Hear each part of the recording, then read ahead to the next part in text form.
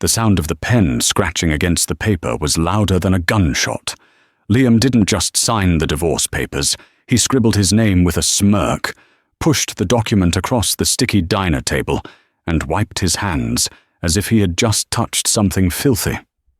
He looked at his wife, a woman who had scrubbed floors and waited tables to pay off his student loans, and laughed. "You were just a stepping stone, Natalie. I need a queen, not a servant." He thought he had won. He thought he was free. He had no idea that the woman he just discarded was the sole heiress to the Blackwood trillion-dollar empire, and his signature just cost him everything. The fluorescent lights of the Rusty Spoon hummed with an irritating buzz, a sound Natalie had grown used to after 3 years of double shifts. The diner smelled of stale coffee and grease, a sharp contrast to the crisp, expensive scent of cologne that currently assaulted her senses. Liam sat across from her in booth 4. He wasn't wearing the fraying sweaters she used to patch up for him. Today, he wore a tailored charcoal suit, a silk tie, and a watch that cost more than what Natalie made in a year. He looked like the man she always knew he could be, the man she had sacrificed everything to build. "Are you going to stare at it all day, or are you going to sign?" Liam asked, his voice devoid of the warmth it once held. He tapped a manicured fingernail against the divorce settlement. Natalie looked down at the papers. The terms were brutal. 0 alimony.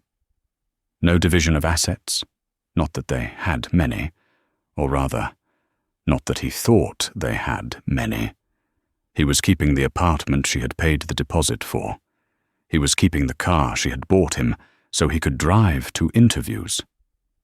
"Liam," she whispered, her voice trembling slightly, not from fear, but from a deep, aching disappointment. "It's our anniversary." Liam let out a short, cruel laugh. He glanced over his shoulder toward the entrance of the diner, where a woman with platinum blonde hair and a red dress was waiting impatiently by a brand-new Mercedes. Vanessa, the boss's daughter at the firm Liam had just joined. "Anniversaries are for people with a future, Natalie," Liam sneered, leaning in. "Look at you. You smell like French fries and despair. I'm a junior partner now. I'm closing deals in Manhattan. Do you really think I can bring you to a gala?" "You're a waitress."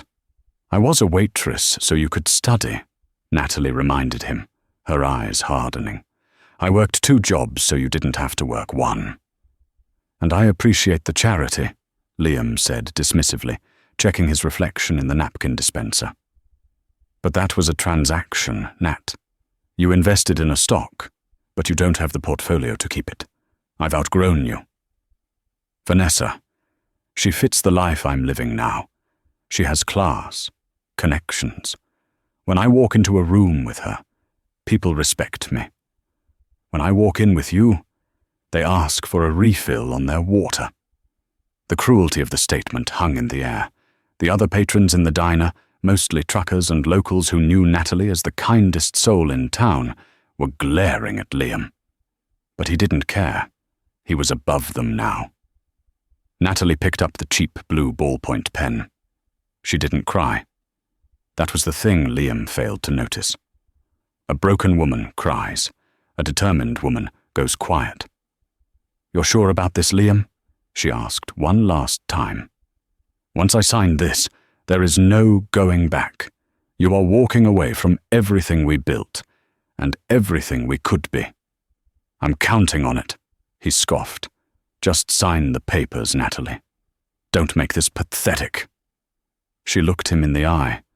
For a second, Liam felt a shiver of unease. Her eyes weren't the eyes of a defeated waitress. They were cold, calculating, and frighteningly deep. It was a look he had never seen on her before. With a steady hand, she signed, "Natalie Blackwood." She usually signed as Natalie Davis, his last name. He frowned at the signature. "Blackwood? Who is Blackwood?" Liam asked, confused. "You can't even sign your name, right? You're so incompetent." "It's my maiden name," Natalie said softly, sliding the papers back to him. "I thought you might want your name back, considering you think it's too valuable for me." Liam snatched the papers, not bothering to think about why he had never heard that name before. He stood up, buttoning his jacket. "Keep the change, Natalie. Buy yourself a new apron." He threw a $100 bill onto the table, a final, stinging insult. Natalie didn't touch the money. She watched as Liam strode out of the diner, the bell chiming cheerfully as he left. She watched him walk to the Mercedes, where Vanessa wrapped her arms around his neck and kissed him deeply, looking back at the diner window with a triumphant smirk. They drove off, leaving a cloud of exhaust in the humid air. Jenny, the diner's manager, and Natalie's only friend in town, rushed over with a pot of coffee. "Honey, I am so sorry. I should have thrown that scumbag out the moment he walked in. Do you want to go home? Take the rest of the shift off." Natalie remained seated. The silence around her was heavy. Then, slowly, she reached for the $100 bill Liam had thrown at her. She folded it neatly. "No, Jenny," Natalie said. Her voice had changed. The submissive, tired tone of the waitress was gone. In its place was a voice textured with steel and authority. "I don't need to go home. I need to make a phone call." "A phone call?" Jenny asked, confused by the sudden shift in Natalie's demeanor. "Yes." Natalie stood up. She untied her grease-stained apron and let it drop to the floor. Underneath the exhaustion, her posture straightened. She grew 2 inches taller just by the way she held her shoulders. "I need to call my father. It seems the experiment is over." Liam laughed as he merged onto the highway, the Mercedes purring beneath him. He felt lighter, unburdened. The divorce papers sat in the glove compartment like a trophy. "She didn't make a scene?" Vanessa asked, examining her nails. "She wouldn't dare," Liam bragged, one hand on the steering wheel. "She knows her place. God, I don't know how I tolerated that smell for 3 years. She actually thought I'd stay. I'm destined for the C-suite, Vanessa, not a trailer park." "You made the right choice, baby," Vanessa purred. "My father is already talking about putting you on the Henderson account. That's a multi-million-dollar portfolio. You need a partner who understands that world." Liam grinned. He had it all mapped out. The job, the girl, the money. Natalie was just a blurry memory in the rearview mirror. Meanwhile, back at the Rusty Spoon, the atmosphere had shifted. Natalie walked to the back of the diner, past the sizzling grill and the stacks of dirty dishes. She pulled a burner phone from her locker, a cheap flip phone she used for her Natalie Davis life. She tossed it into the trash can. From the very bottom of her bag, hidden inside an old sock, she pulled out a sleek, black satellite phone. It was a device worth more than the entire diner. She dialed a single number. "Status," a deep voice answered immediately. No greeting, just professional readiness. "It's done, Charles," Natalie said. He signed. "I am sorry to hear that, Miss Blackwood. Or should I say, congratulations." "He mocked me, Charles. He threw $100 at me," Natalie said, a dry amusement in her voice. "He said I smelled like French fries and despair." "Shall I initiate the acquisition of his firm?" Charles asked calmly. "Not yet," Natalie replied, walking out the back door of the diner into the alleyway. "I want him to climb a little higher. It hurts more when you fall from the penthouse than from the basement." "But Charles?" "Yes, Miss Blackwood. Send the car. I'm done waiting tables." 10 minutes later, the few pedestrians on Main Street stopped and stared. A convoy of 3 black SUVs, flanking a custom Rolls-Royce Phantom, rolled slowly down the cracked pavement of the small town. The vehicles looked like spaceships compared to the rusted pickups and sedans parked nearby. The convoy stopped in front of the alleyway behind the diner. A chauffeur in a pristine uniform stepped out of the Rolls-Royce. He didn't look at the garbage bins or the stray cats. He walked straight to Natalie, who was standing there in her jeans and worn-out sneakers. "Miss Blackwood," the chauffeur bowed deeply. "Your father is waiting for you in Zurich. The jet is fueled." Natalie nodded. She looked back at the diner one last time. 3 years. She had spent 3 years living in poverty, working grueling hours, all to prove a point to herself. She wanted to know if someone could love her for her, not for the Blackwood name. Her father, Harrison Blackwood, the man who quietly owned half the shipping lanes in the Atlantic and major stakes in the tech sector, had warned her. Men are greedy, Natalie. Without the money, they show their true colors. She had argued with him. She had believed in Liam. She had paid his tuition anonymously. She had arranged for his job interview through shell companies, so he would think he earned it on merit. She had built the very pedestal he was now standing on to look down on her. "Burn the apron," Natalie said to the chauffeur as she slid into the leather interior of the Rolls-Royce. "Excuse me, miss?" The apron inside. "Burn it. And by the building," she added casually, as if ordering a sandwich. "Give the deed to Jenny, the manager. Tell her it's a severance package. Consider it done." As the heavy door clicked shut, silencing the noise of the outside world, Natalie leaned back. She reached for the crystal glass of sparkling water waiting for her. She caught her reflection in the glass partition. The waitress was dead. The heiress had returned. 3 months passed. Liam's life was accelerating. With Vanessa on his arm, he was navigating the social circles of the elite, or at least the circles he thought were elite. He was spending money he didn't quite have yet, leveraging credit cards on the promise of his upcoming bonus. "We have a massive opportunity," his boss, Mr. Sterling, announced during the Monday morning partner meeting. Liam sat up straighter. "The Blackwood Group is looking for legal representation for their North American expansion," Sterling said, his voice dropping to a reverent whisper. "This is a $1 trillion conglomerate. They are elusive, private. Harrison Blackwood is a ghost, but his daughter, rumor has it she has taken an active role in the company recently." Liam nodded eagerly. "I can handle it, sir. I've been crushing the Henderson files." "This isn't Henderson, Liam," Sterling warned. "The Blackwoods eat companies for breakfast. But if we land this, you're looking at a 7-figure bonus. The daughter, Natalie Blackwood, is holding a preliminary gala in New York next week to scout firms. I'm sending you and Vanessa." Liam's heart pounded. This was it. The big league. "Natalie Blackwood," Liam mused, testing the name. "Funny, my ex-wife's name was Natalie." "Common name," Sterling shrugged. "But I assure you, this woman is nothing like your ex-wife. This woman is royalty." Liam smirked. "Don't worry, sir. I know how to handle women. I'll have the contract signed before the appetizers are served." He went home that night and celebrated with a bottle of champagne that cost $400. He toasted to himself. "To the Blackwood account," he said, clinking glasses with Vanessa. "To being rich," Vanessa corrected him.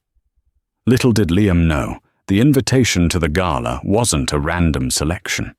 It had been personally approved by the CEO, and she was preparing a reception he would never forget. 3 months was not a long time in the grand scheme of things, but for Natalie Blackwood, it was enough time to shed a skin. The penthouse occupied the entire top 3 floors of one of Manhattan's thinnest, tallest needle towers overlooking Central Park. It was a fortress of quiet luxury, upholstered in creams, cashmeres, and polished Italian marble. The air here was different, rarefied, filtered, and smelling faintly of jasmine and old money. Natalie sat in a minimalist office that felt more like the bridge of a spaceship than a room. The ergonomic chair she sat in cost more than the car Liam currently drove. She was no longer the woman who smelled of fryer grease. That woman had been scrubbed away in marble steam rooms, her calloused hands softened with rare La Mer creams, her faded, messy bun replaced by a sleek, architectural cut designed by a stylist who charged 5 figures just to pick up scissors.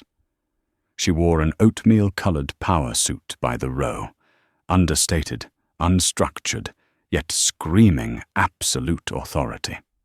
"Charles," Natalie said, her voice crisp, lacking the hesitant softness she had cultivated for 3 years. She didn't look up from the holographic tablet projected on her desk surface. Charles, her ever-present fixer and head of security, stepped forward from the shadows. "Yes, Miss Blackwood." "The acquisition of the shipping yards in Hamburg. Stall them. The union leaders are getting greedy. Let them sweat for 48 hours, then offer 70% of their asking price. They'll take it."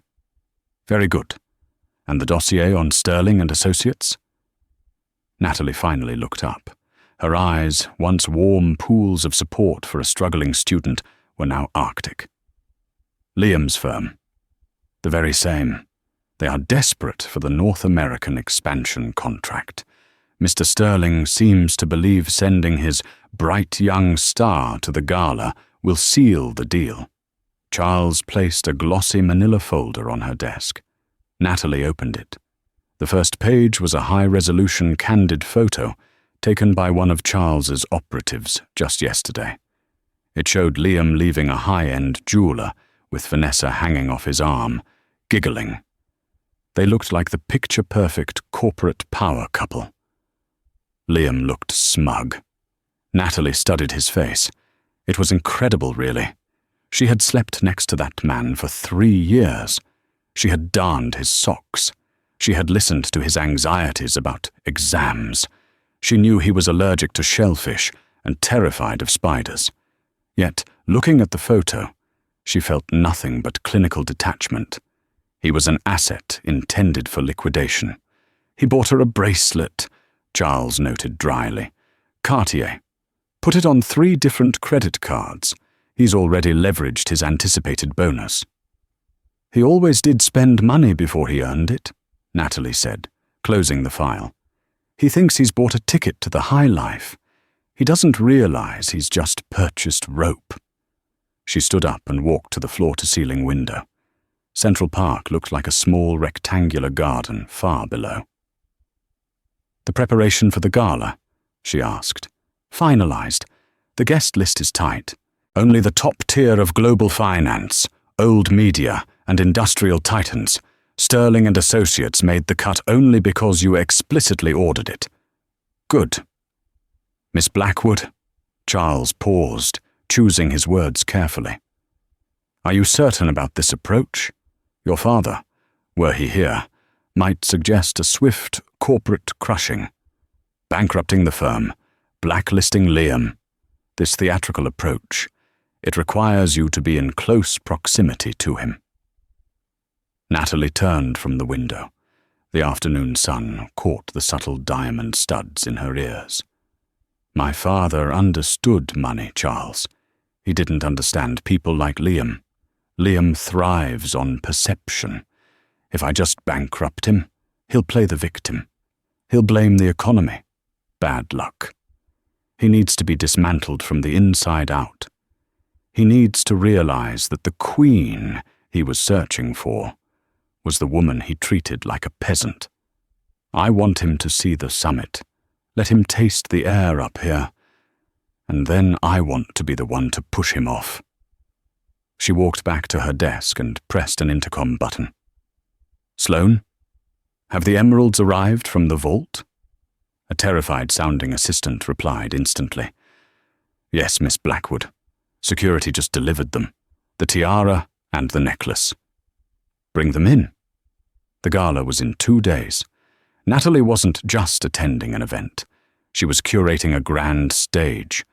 Liam wanted a world of glamour and exclusivity. She was going to give it to him, wrapped in barbed wire. The Metropolitan Museum of Art had been closed to the public for the evening. A red carpet, thick as a mattress, ran up the iconic stone steps, flanked by private security guards who looked more like mercenaries than ushers. Liam stepped out of the black limousine, adjusting the cuffs of his rented tuxedo. He inhaled deeply. The air smelled of expensive perfume and exhaust fumes from 100 idling luxury cars. This was it. This was where he belonged. Vanessa slinked out beside him. She wore a red sequined dress that was perhaps a little too tight, a little too loud for this crowd of understated old money, but Liam thought she looked stunning. She was a trophy that shined. "Look at this place, Liam," Vanessa whispered, her eyes wide as she took in the towering banners announcing the Blackwood Foundation Gala. "Everyone who is anyone is here. Is that the CEO of J.P. Morgan over there?" "Probably," Liam said, trying to sound bored by it all. "Just remember, Ness, act like you've been here before. Don't gawk." They ascended the stairs. Liam felt a surge of adrenaline. He had spent the last 3 years feeling held back by Natalie and her poverty mentality. Now he was unshackled. He was about to land the biggest client in his firm's history. He was invincible. Inside, the great hall was transformed. Thousands of white orchids cascaded from towering centerpieces. A live orchestra played Debussy subtly in the corner. The lighting was dim, golden, and flattering. The champagne flowed freely, carried by servers who moved like ghosts. Liam navigated the room, nodding at people he recognized from Forbes covers, desperately trying to make eye contact. He felt a slight prickle of insecurity. His suit didn't fit quite as perfectly as the men around him. His watch was a good replica, not the real thing, but he pushed it down. "Where is she?" Vanessa asked impatiently, scanning the room. "The heiress? What's her name again?" "Natalie Blackwood. No one knows what she looks like lately. She's been off the grid for years. Sterling said she's elusive." "Well, she better be worth this uncomfortable shoes," Vanessa complained. Suddenly, the ambient noise in the massive hall dropped. The orchestra stopped mid-phrase. A hush fell over the hundreds of guests. It wasn't a polite quiet. It was the silence of a jungle when a predator enters the clearing. All eyes turned toward the grand staircase, leading down from the second-floor balcony. At the top of the stairs stood a woman who seemed made of moonlight and shadows. It was Natalie. But it wasn't the Natalie Liam knew. The woman on the stairs was wearing a custom Alexander McQueen gown, made of midnight blue silk that appeared almost black. It was structured yet fluid, culminating in a train that flowed behind her like dark water. Around her neck was the Blackwood emerald, a stone of such historical significance and size that it was usually kept in a museum vault. It rested against her clavicle, a green fire that put every other piece of jewelry in the room to shame. Her hair was darker now, a rich espresso, pulled back in a severe, intricate chignon that highlighted the sharp, aristocratic bone structure of her face. Her makeup was flawless, emphasizing eyes that scanned the room with an almost terrifying intelligence. She didn't walk down the stairs. She descended. Every movement was deliberate, graceful, and radiating immense power. Liam stared. His mouth actually fell open slightly. He was struck by a profound sense of familiarity, a nagging itch in the back of his brain. Have I seen her in a magazine? He wondered. He looked at her eyes. For a split second, he thought of his ex-wife sitting across from him at the diner, pleading for their marriage. But he immediately shook the thought away. It was laughable. His ex-wife wore faded jeans and smelled of burgers. This woman smelled of power and ozone. This woman was a goddess. There was absolutely no connection in his mind between the servant he had discarded and the queen descending the stairs. "Wow," Vanessa breathed, for once subdued. That's the dress that was on the cover of Vogue last month. It's one of a kind. Liam felt a pull, a magnetic attraction to the sheer status this woman radiated. That has to be her. That's Natalie Blackwood. The crowd parted as Natalie reached the bottom step. She didn't smile. She merely nodded to a few key individuals, a senator, an oil tycoon, acknowledging them as equals. "Come on," Liam said, grabbing Vanessa's hand, his heart pounding against his ribs. "It's now or never." Sterling said to make contact early. He maneuvered through the crowd, using his shoulders to create a path, pulling Vanessa along. He approached the circle forming around Natalie, waiting for an opening. He watched her interact. Her voice was low, melodic, but razor-sharp. She switched seamlessly between English, French, and Mandarin as she greeted different guests. Finally, she turned slightly, her gaze sweeping over the crowd, landing momentarily on Liam. Liam felt a jolt. Her eyes were cold, dead. Yet they held him pinned for a second before moving on. He saw his chance. He stepped forward, putting on his best winning smile, the one he used to charm waitresses into free refills, the one he used on Vanessa. "Miss Blackwood?" Liam said, his voice smooth, projecting confidence he didn't fully feel. "An absolutely stunning evening. I'm Liam Davis, junior partner at Sterling & Associates. We're terribly excited about the potential expansion possibilities." The circle quieted. Liam Davis had just interrupted a conversation between Natalie Blackwood and the mayor of New York. Natalie turned slowly. She looked at Vanessa, taking in the cheap fabric of her dress in a single glance, then dismissed her. She fixed her gaze on Liam. Up close, the familiarity was stronger, but Liam's arrogance blinded him. He was too busy looking at the emeralds, too busy congratulating himself on talking to a trillionaire, to truly see the woman. Natalie let the silence stretch. She looked him up and down, an exact mirror of the way he had inspected her at the diner 3 months ago. She let him sweat. Then, the corner of her mouth twitched upward in an imperceptible smirk. "Mr. Davis," she said. Her voice was ice. "Sterling & Associates. Yes, I've reviewed your firm's portfolio. We are huge admirers of the Blackwood Group's trajectory," Liam gushed, feeling relief wash over him. She knew who he was. "We believe we have the aggressive edge you need for the North American market." "Aggressive," Natalie repeated the word, tasting it. "Tell me, Mr. Davis, do you believe aggression is always the best strategy? Or do you think sometimes undervaluation is a deadlier weapon?" Liam blinked, confused by the philosophical turn. Well, in the courtroom, aggression wins. You have to dominate the opposition. "Dominate?" Natalie nodded slowly. "Interesting choice of words. I find that people who feel the need to dominate are often compensating for a deep-seated fear of inadequacy." Vanessa bristled slightly beside him, sensing the insult, but Liam laughed it off. A nervous laugh. "A fascinating perspective, Ms. Blackwood.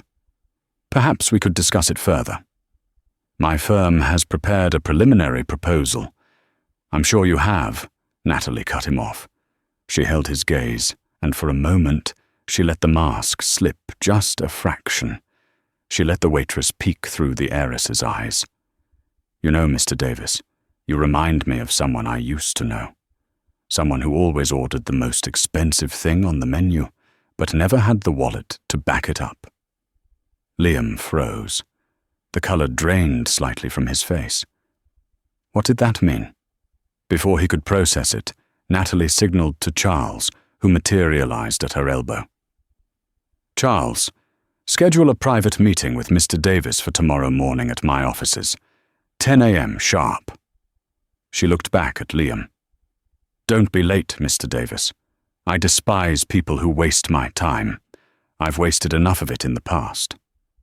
Without waiting for a response, she turned on her heel, her silk train swirling around her ankles like oil, and walked away into the crowd. Liam stood there, stunned, clutching his champagne glass. He had done it. He had secured the meeting. "She likes you," Vanessa squealed, squeezing his arm. "Did you see the way she was looking at you? Intense." Liam nodded slowly, a strange unease settling in his stomach despite his success. "Yeah," he murmured, watching the back of the woman who used to scrub his floors. She definitely liked me. The headquarters of the Blackwood Group was a monolithic structure of steel and blue glass that seemed to pierce the sky above Manhattan's financial district. It was a building that whispered power. To enter, one had to pass through 3 layers of security that made the TSA look like mall cops. Liam Davis arrived at 9:45 a.m. He was sweating despite the cool autumn breeze. He had spent the morning rehearsing his pitch in the mirror, reciting buzzwords like synergy, vertical integration, and aggressive litigation. He wore his best suit again, though he noticed a small stain on the lapel he couldn't quite scrub out, a reminder of the sloppy, celebratory drinks he'd had the night before. Vanessa had insisted on coming, waiting in the marble lobby downstairs. "I want to see the office," she had demanded. "I want to see where we're going to be rich." Charles met Liam at the elevator on the 90th floor. The air up here was thin and silent.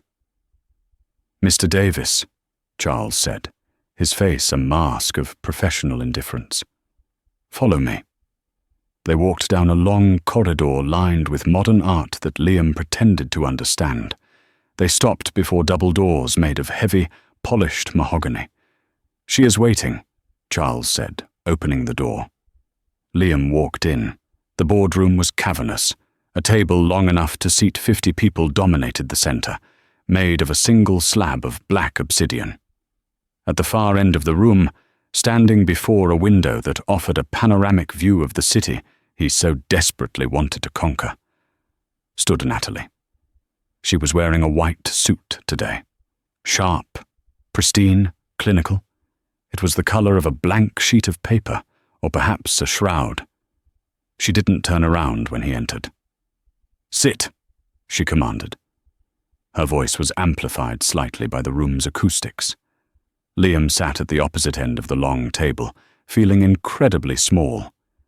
He opened his leather briefcase and pulled out his files.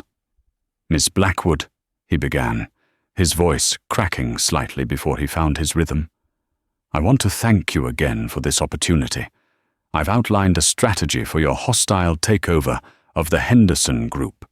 It involves leveraging their debt against—" "I'm not interested in Henderson," Natalie interrupted.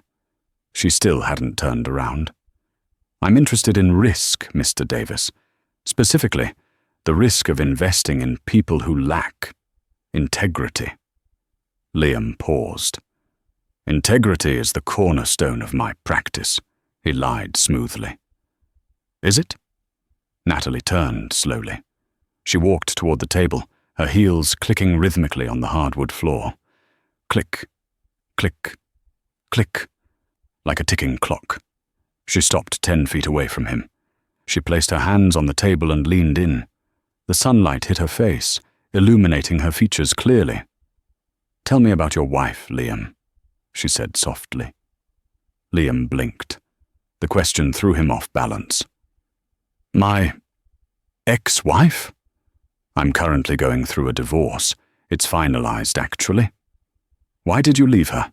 Natalie asked, her eyes boring into him. Liam chuckled nervously, adjusting his tie.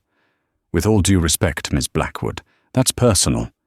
But if you must know, she wasn't suitable. She was a waitress, ambitionless. She held me back. I needed a partner who could stand beside me in rooms like this. Someone with class, someone who didn't smell like grease." "I see," Natalie nodded slowly. "So you discarded her because she was poor?" I discarded her because she was a weight, Liam corrected, feeling bolder now that he was justifying his ego. In business, you cut your losses. She was a bad investment. I outgrew her. A bad investment, Natalie repeated. She reached into a slim white folder lying on the table in front of her. She pulled out a document.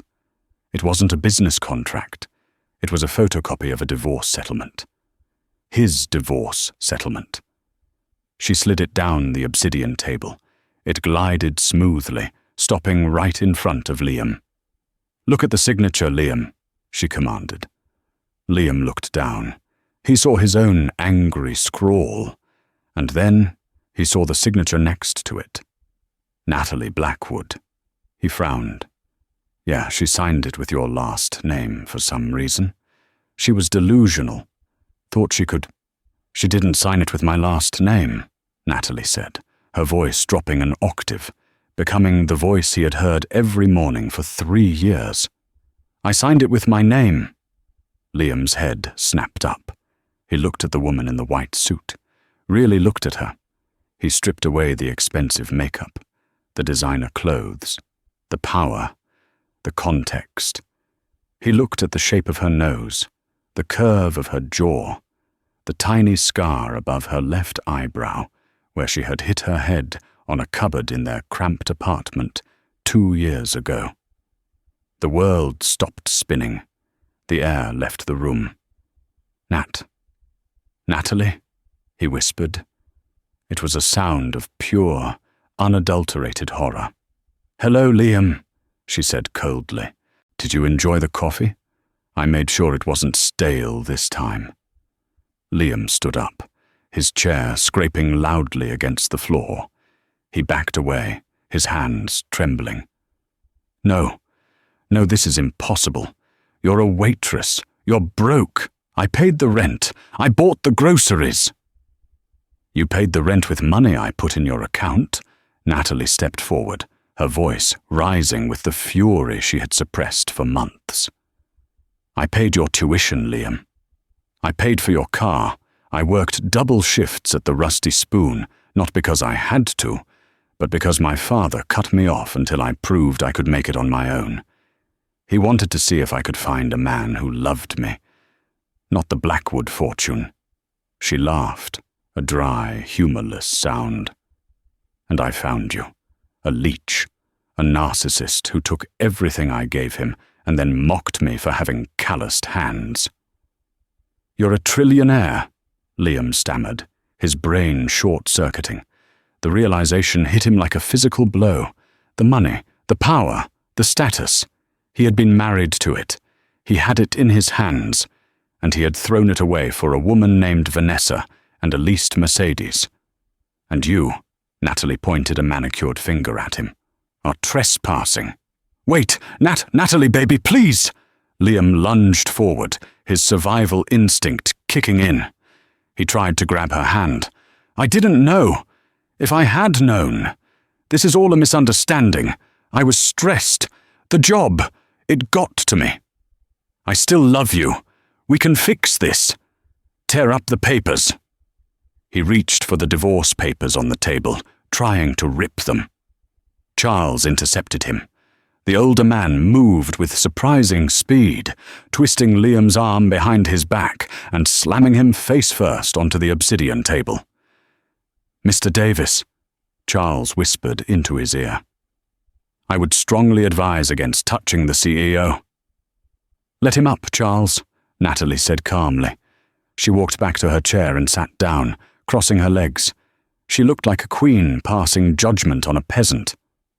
"I'm not going to tear up the papers, Liam. Those papers are my liberation. But I did bring you here for a business transaction." Liam rubbed his shoulder, panting. "What transaction?" "I own your debt," Natalie said simply. "What?" Liam gasped. Natalie tapped the tablet on her desk. A hologram projected into the air, displaying a complex web of financial data. "You have 3 credit cards maxed out.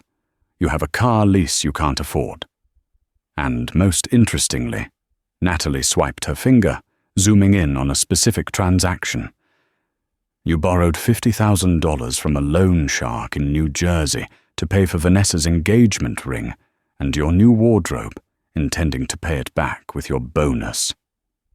Liam went pale. How do you know that? I know everything, Liam. I bought the debt this morning. You now owe the Blackwood Group $50,000 plus interest. Immediate repayment is required. I can't pay that, Liam stammered. Not until the bonus comes in. Sterling promised. Ah, yes. Sterling. Natalie smiled. It was a shark's smile. Let's get Mr. Sterling in here. She pressed the intercom. Send him in. The double doors opened again. Mr. Sterling, the senior partner of Liam's firm, walked in. But he didn't look like the confident boss Liam knew. He looked terrified. He was sweating profusely, holding a handkerchief to his forehead. Mr. Sterling! Liam cried out, relieved. Tell her about the bonus. Tell her I'm your top earner. Sterling didn't look at Liam. He looked at Natalie and bowed his head. Ms. Blackwood, I am terribly sorry for the intrusion. Mr. Sterling, Natalie said pleasantly, please inform your former employee of the recent changes in your company's structure. Sterling turned to Liam, his eyes full of pity and anger. Liam, at 8:02 a.m. this morning, Blackwood Global acquired a controlling interest in Sterling and Associates. They bought the firm. Liam's knees gave out. He grabbed the back of a chair to stay upright. She's the boss? Liam whispered. She owns us, Liam, Sterling hissed. She owns the building. She owns the client list. She owns the chairs we sit in. Natalie stood up. And as the new owner, I have been reviewing the personnel files. It seems, Mr. Davis, that your performance is lacking. You are leveraged, unstable, and prone to making poor personal judgments. You can't fire me, Liam screamed, his facade cracking completely. I'm the best you have. You are fired, Natalie said, her voice echoing with finality. Effective immediately. Security will escort you out. Oh, and Liam, since you are now unemployed, I'm calling in that debt. You have 24 hours to pay the $50,000, or I will seize your assets. The car, the apartment, everything. You can't do this. Liam was crying now, ugly, desperate tears. We were married. I loved you. You loved my potential utility, Natalie corrected. Now get out of my sight. Charles grabbed Liam by the collar of his expensive suit and dragged him towards the door. Liam kicked and screamed, tantrums of a child who had lost his toy. They dragged him all the way down to the lobby. The elevator ride was silent, save for Liam's sobbing. When the doors opened in the lobby, Charles shoved him out onto the marble floor. Liam scrambled up, looking around wildly. He saw Vanessa sitting on a velvet bench, looking at her phone. Vanessa! Liam ran to her. Vanessa, we have to go. She's crazy. She's ruined everything. Vanessa stood up, looking confused. What happened? Did you get the contract? No, she bought the firm. She fired me. Liam grabbed Vanessa's arm. We need to sell the ring. I need the cash. She's calling in my debts. Vanessa pulled her arm away sharply. She looked at Liam, sweaty, crying, with a torn suit jacket and snot running down his nose. Then she looked at the security guard standing behind him. You got fired? Vanessa asked, her voice flat. Yes, but I'll find another job. I'm a lawyer. You're a broke lawyer who owes money, Vanessa clarified. She looked down at the diamond ring on her finger. Give me the ring, Ness, Liam pleaded. Please. Vanessa laughed. It was a cruel sound, eerily similar to the laugh Liam had used on Natalie at the diner. I don't think so, Vanessa said. I think this is severance pay for wasting 3 months of my life. Vanessa, I love you. You loved that I looked good on your arm, Vanessa sneered. But you don't look good on mine anymore. You look like a loser. She turned to the security guard. "Can you call me a taxi? I don't want to be seen with him." "Right away, miss." The guard nodded. Liam watched as Vanessa walked out the revolving doors, taking the last of his credit with her. He was alone. He stood in the lobby of the empire his wife owned, wearing a suit he couldn't pay for, with no job, no wife, and no future. He fell to his knees on the cold marble. Above him, on the 90th floor, Natalie watched on a security monitor. She watched him crumble. "Is it enough?" Charles asked quietly from beside her. Natalie watched Liam sobbing on the floor. "He broke my heart, Charles. He humiliated me. He made me feel small so he could feel big." She turned off the monitor. "No," she said. "It's not enough. He still has his law license. And as long as he has that, he'll think he can scam his way back to the top. I want him to understand what it's really like to have to work for a living." "What are your instructions?" "Contact the Bar Association," Natalie said, picking up her pen. The same cheap blue pen she had kept from the diner, the one she used to sign the divorce papers. She twirled it in her fingers. "Send them the evidence of his embezzlement from the client trust funds at Sterling and Associates, the discrepancies we found in the audit this morning." Charles raised an eyebrow. "He embezzled?" "He borrowed from client accounts to pay for that Mercedes," Natalie said. "He intended to put it back. But intent doesn't matter in a felony." "That will mean prison," Charles noted. Natalie looked out the window at the city skyline. "Then he better hope the prison has a good cafeteria. I hear the service is terrible." The marble floor of the Blackwood Tower lobby was cold. But the handcuffs biting into Liam's wrists were colder. The sirens outside were deafening. 2 detectives strode through the revolving doors, flanked by uniformed officers.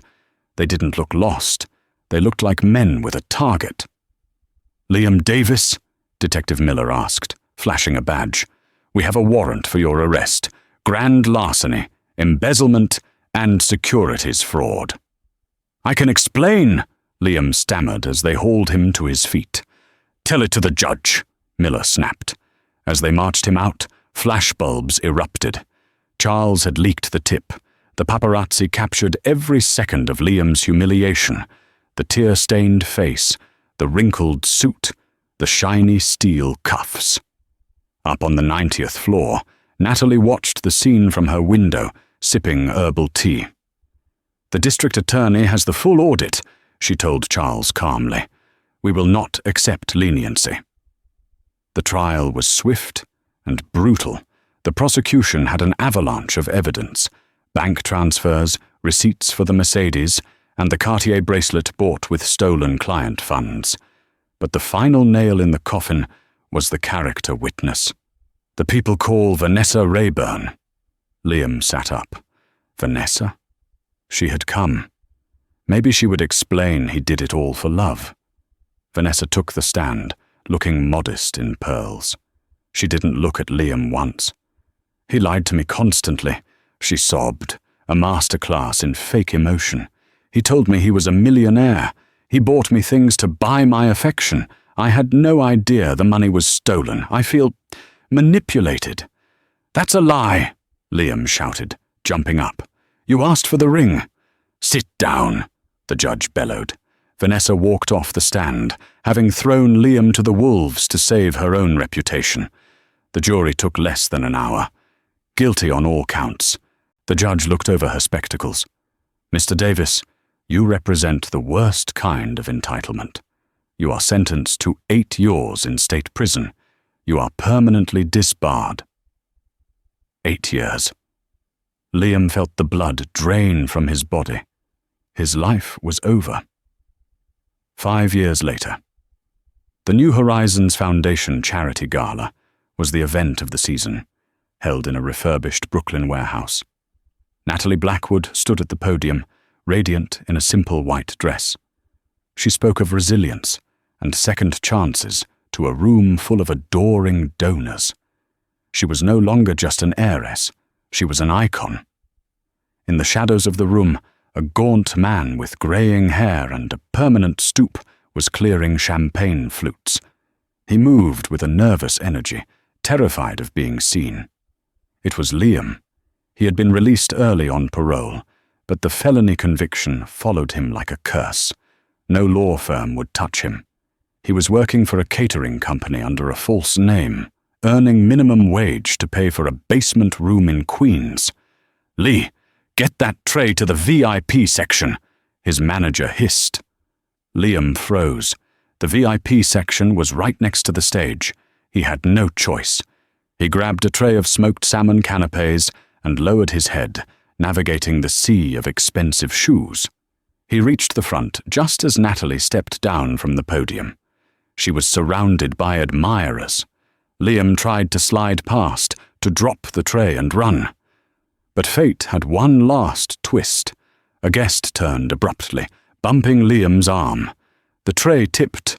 A piece of smoked salmon slid off, landing with a wet splat right onto the hem of Natalie's pristine white dress.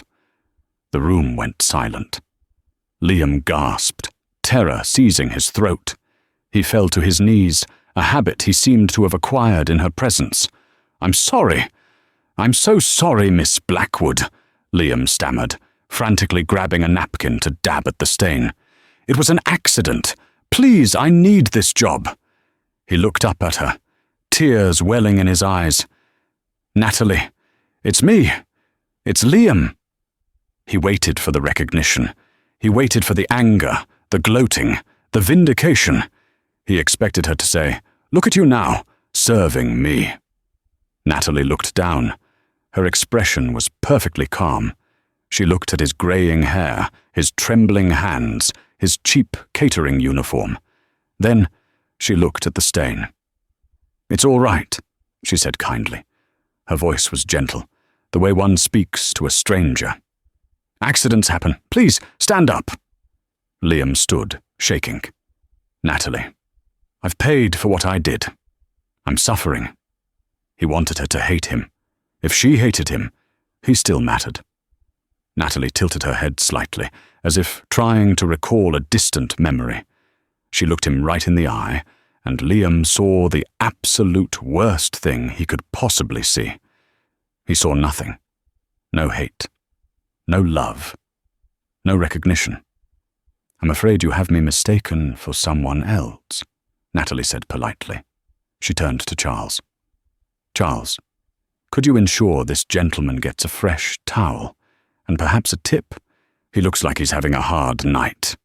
"Of course, Miss Blackwood," Charles said. Liam stood there, stunned. "But we were married. I'm Liam." Natalie didn't even blink. She brushed a crumb off her sleeve. "The past is a foreign country, sir," she said, her voice breezy and detached. "I don't live there anymore." She walked away, disappearing into a circle of light and laughter. She didn't look back. She didn't gloat. She simply erased him. Liam stood alone in the crowd. Charles walked up and pressed a single bill into his hand. "For your trouble," Charles said. Liam looked down. It was a crisp, green $100 bill, just like the one he had thrown at her in the diner so many years ago. He looked up to scream, to make her remember him, but she was already gone. Liam realized he wasn't the villain of her story anymore. He was nothing, just a clumsy waiter holding a tip he hadn't earned. He gripped the money, lowered his head, and went back to the kitchen to scrub the dishes. The story of Liam and Natalie serves as a brutal reminder that the wheel of fortune is always turning. Liam believed that value was determined by the price of a suit, failing to recognize that true worth lies in character. He signed away a diamond because he thought it was a rock, blinded by his own arrogance. In the end, Natalie's revenge wasn't in ruining Liam. He did that to himself, but in outgrowing him so completely that he became unrecognizable to her. The ultimate punishment wasn't prison. It was insignificance. She proved that while money can buy power, it cannot buy class, And the hands that scrub floors are often the same hands capable of building empires. And that is the story of how a mocking signature cost a man everything. What did you think of Natalie's final reaction? Was her indifference better than screaming at him? Let me know in the comments below. If you enjoyed this story of karma and justice, please crush that like button. It really helps the channel grow. And don't forget to subscribe and hit the notification bell so you never miss a new story. We post dramatic tales of betrayal and redemption every week. Thanks for watching, and remember, be careful who you step on, because they might be the one holding the ladder.